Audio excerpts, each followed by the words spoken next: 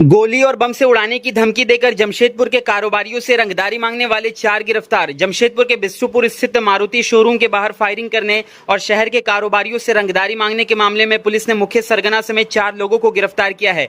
गिरफ्तार आरोपियों में सिद्धगोड़ा सिंधु रोड निवासी सरगना प्रभास सिंह उर्फ नूनू सिंह, बिहार के बांका जिला निवासी अभिषेक सिंह उर्फ पंडित, शुभम सिंह और देवघर निवासी अमन सिंह उर्फ गोलू शामिल है। आरोपियों की निशानदेही पर पुलिस ने फायरिंग की घटना में प्रयुक्त वाहन एवं धमकी के लिए प्रयोग किए गए फोन और सिम कार्ड को बरामद किया है। इसके पूर्व पुलिस ने इसी मामले में शामिल 2 अन्य अपराध कर्मियों को घटना में प्रयुक्त हथियार के साथ गिरफ्तार किया था। जानकारी देते हुए एसएसपी किशोर कौशल ने बताया कि प्रभास सिंह ने अपने अन्य सहयोगियों के साथ मिलकर मारुति शोरूम के बाहर फायरिंग करवाई थी। इसके बाद इसी घटना के आधार पर शहर के अन्य कारोबारियों से फोन पर रंगदारी मांगी जा रही थी। इसको लेकर कई थाने में मामले भी दर्ज किए गए थे। मामले को गंभीरता से देखते हुए एसआईटी का गठन किया गया एवं पश्चिम बंगाल, बिहार समेत झारखंड के कई स्थानों पर लगातार छापेमारी की गई, जिसमें इन अपराध कर्मियों की गिरफ्तारी सुनिश्चित हो पाई। में कुछ बड़े व्यवसायियों से रंगदारी की डिमांड की जा रही थी। उसी घटना का उल्लेख करते हुए कि जिस प्रकार से वहां पर फायरिंग हुई, उसी प्रकार की घटना को अंजाम दिया जाएगा अगर उनको एक रकम जो मांगी जा रही थी वो उपलब्ध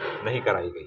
इसको लेकर के एसपी सिटी के नेतृत्व में एक टीम का गठन किया गया, जिसमें कि डीएसपी क्वार्टर 1 और डीएसपी पटंदा भी शामिल थे और कई सारे थाना प्रभारी और पदाधिकारी उसमें शामिल थे, टेक्निकल सेल के लड़के उसमें शामिल थे।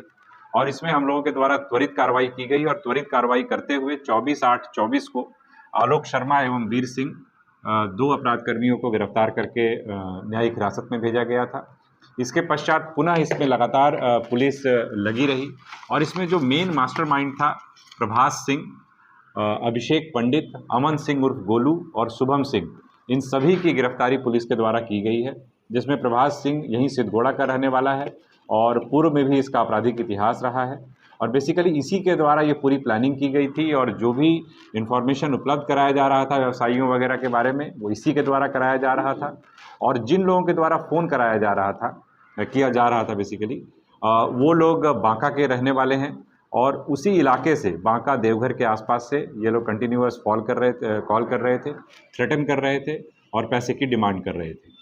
इसमें अगर इन अपराध कर्मियों की हम लोग बात करें तो अभिषेक पंडित वहाँ का एक तरीके से कह सकते हैं कि हैबिचुअल ऑफेंडर है, एक शातिर अपराधी है, जिसके विरुद्ध कुल मिलाकर के 8 आपराधिक मामले पहले से दर्ज हैं, जिसमें ज़्यादातर रंगदारी और आर्म्स एक्ट से संबंधित हैं, जिसमें 4 केस शंभूगंज थाना बांका का है, गोड्डा नगर का भी एक केस है, तारापुर जो कि मुंगेर के अंतर्गत पड़ता है वहाँ का भी 3 एफआईआर इसके अगेंस्ट है और वहाँ भी ये कई मामलों में फरारी चल रहा था। पिछले महीने वहाँ भी 3 जगहों पर इसने जो है फायरिंग की घटना को अंजाम दिया था।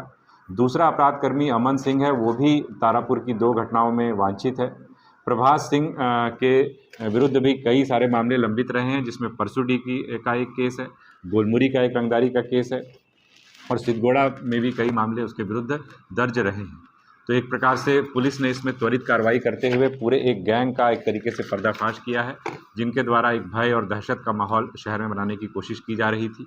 और इसमें पूर्व में जो 2 अपराध कर्मियों को भेजा गया था, उनके साथ आर्म्स की रिकवरी हुई थी, जिसको कि हम लोगों ने सीज़ किया था इस केस में। और इन लोगों के द्वारा जो 2 फ़ोन्स का यूज़ किया जा रहा था, एक व्हाट्सएप कॉल करने के लिए और एक से बिल्कुल नया एक मोबाइल फ़ोन और सिम कार्ड इन लोगों ने कलकत्ता से लिया था, जिसका उपयोग ये लोग या दुरुपयोग कहें हम कि जिसका ये लोग दुरुपयोग कर रहे थे थ्रेटनिंग कॉल करने के लिए। इन लोगों ने जा कर के कॉल करने से 2 दिन पूर्व बिल्कुल नया फ़ोन और नया सिम कार्ड वगैरह कलकत्ता से ख़रीद करके उसका दुरुपयोग किया जा रहा था। तो वो फ़ोन भी बरामद हुआ है, सिम भी बरामद हुआ है और जिस मोबाइल फ़ोन से व्हाट्सएप कॉल कर करके धमकी दी जा रही थी और रंगदारी मांगी जा रही थी, वो फ़ोन भी बरामद हुआ है। साथ ही साथ बिष्टुपुर के कार शोरूम में फायरिंग के लिए जाने के लिए जो वाहन प्रयुक्त हुआ था, वो वाहन भी इनके पास से बरामद हुआ है। तो एक तरीके से इस पूरे गैंग का पर्दाफाश पुलिस के द्वारा किया गया।